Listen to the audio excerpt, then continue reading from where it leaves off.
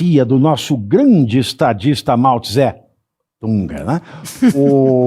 O conselheiro do Donald Trump para o Brasil, Darren Beatty, pediu um encontro com o ministro do STF, Cássio Conká, em documentos Cássio Nunes Marques, para discutir o processo eleitoral no país.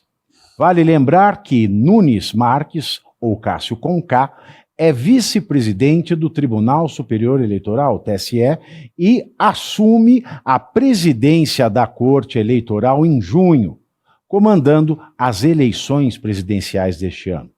O magistrado já havia concordado com o encontro que, no entanto, não tinha data para acontecer. E nem deverá acontecer, já que o presidente Lula proibiu a entrada do assessor de Trump aqui no Brasil. Segundo o nosso apedeuto, o presidente Lula, o funcionário de Trump teve o visto revogado e só entrará no Brasil quando os Estados Unidos revogarem a sanção ao visto do ministro da Saúde, Alexandre Padilha, bem como da esposa e da filha dele. Aspas. Aquele cara americano que disse que viria para cá para visitar o Jair Bolsonaro, ele foi proibido de visitar e eu o proibi de vir ao Brasil enquanto não liberar os vistos do meu ministro da Saúde, que estão bloqueados. Além disso, o Ministério das Relações Exteriores informou que Darren Beatty apresentou omissão e falseamento de informações relevantes quanto ao motivo da visita ao Brasil, e que isso já é suficiente para a denegação de visto, de acordo com a legislação nacional e internacional. Ao lado disso, para melhorar as relações diplomáticas do Brasil e dos Estados Unidos, porque, veja, o Lula está proibindo de vir para cá a pessoa responsável pelos assuntos dos Estados Unidos com o Brasil. Só isso. Para piorar toda essa situação que já é de merda, tem o Mussolini da Moca no meio. Porque a Rumble e a Trump Media, empresa de Donald Trump, pressionam a justiça americana para tentar intimar Alexandre de Moraes depois da negativa do Superior Tribunal de Justiça, o STJ.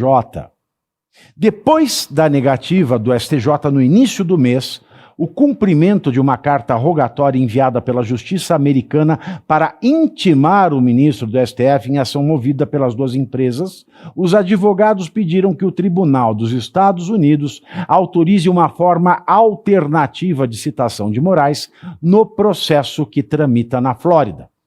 Essa medida acontece porque, segundo a análise dos advogados, não é possível realizar a intimação pelos meios tradicionais previstos na Convenção de Haia, a notificação de atos processuais.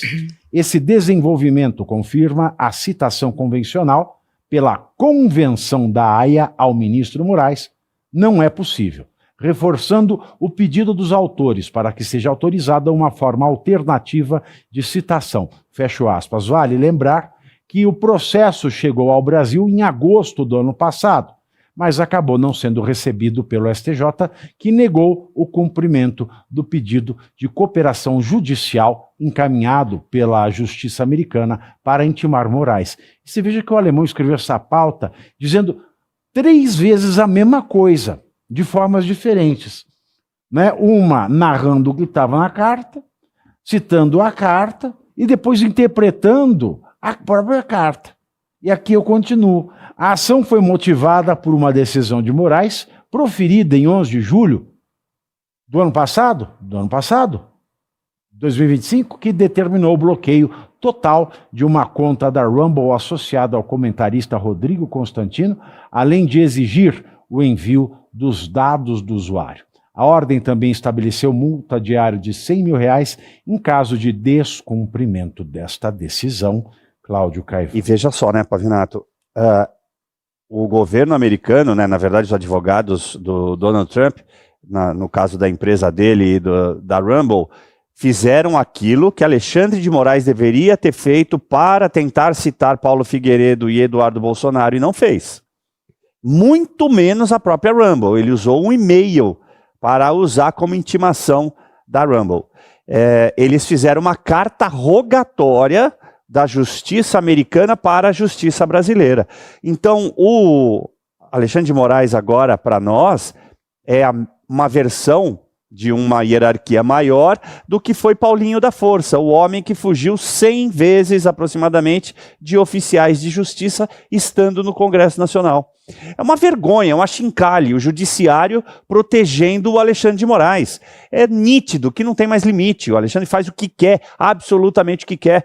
Por isso que agora, eu fazendo essa reflexão, eu entendo por que alguns ministros revelaram, acho que foi ontem ou anteontem, que temem o Alexandre de Moraes. Eu achei que temessem apenas alguns atos dele, esses atos de loucura. Não, parece que tem medo mesmo. Não sei se ele vai pular de alguma janela, pular de algum andar. Não sei o que ele pretende fazer. Porque o que ele faz, cada coisa que ele faz, da forma como ele age, é um suicídio do judiciário brasileiro.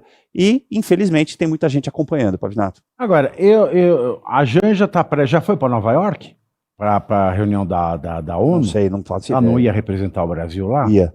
Será que o Trump vai deixar? E se eu fosse o Trump, eu não deixava a Janja entrar? Você deixava? Mas olha, bom, vamos lá. Eu acho que agora, me parece que o intuito, né, do Lula, que querendo ou não tem relação com isso ao fazer isso, é provocar o Trump para que ele tenha a reação que lhe é costumeira nessas crises diplomáticas, né, que é devolver com tarifas. Por quê? Porque ele quer se beneficiar dessa hipótese para poder reforçar aquele discurso de soberania. Ele tem essa impressão, né, que ele já se beneficiou quando as tarifas foram aplicadas, né? Então, algumas pesquisas parece que sugeriram que houve um crescimento. Eu questiono se o crescimento foi por isso, mas parece ter havido um crescimento e eu acho que ele está encontrando um tipo de campanha ali para aumentar a popularidade dele com essas tarifas. Mas, curiosamente, se a intenção também é proteger o Alexandre de Moraes, eu fico pensando que se o Trump enxergar esse movimento e falar, não vou pôr tarifas, vou devolver de maneira diplomática, primeiro, a Magnitsky pode voltar, né? O que não protegeria em nada o Alexandre. E me parece que também já há rumores de que o STF anda pressionando o Lula para não expor a corte com o Banco Master e tudo mais. Então, parece que a galera está cobrando o apoio. O governo também está fazendo movimentos de ignorar o STF, porque, para o governo, a culpa desse escândalo todo é o STF. O governo Lula tem deixado isso bem claro, tem se distanciado. Tem uma operação abafa no governo e no Congresso, né? Obviamente estão todos preocupados e em virtude da aproximação da data eleitoral e, obviamente, que ele ainda pretende... E essa cobrança, né? Olha, a gente não tirou você de onde tirou para nada, agora você tem que segurar a nossa aí também, tamo junto. Exato, e é muita ingratidão do governo. Falou isso ontem. Ingratidão do Lula, né? Querer se distanciar do Moraes. O homem ingrato, não é? Aprendam isso. O Roger Moorhouse dizia que não há lealdade entre cafajestes. Ele falava isso? Roger Moorhouse. Eu só conheço o Roger. Um historiador que escreveu O Pacto do Diabo. Escreveu o quê? O Pacto do Diabo. É o Pacto Ribbentrop-Molotov. Roger Moorhouse. Vamos ao próximo tema, porque vamos falar de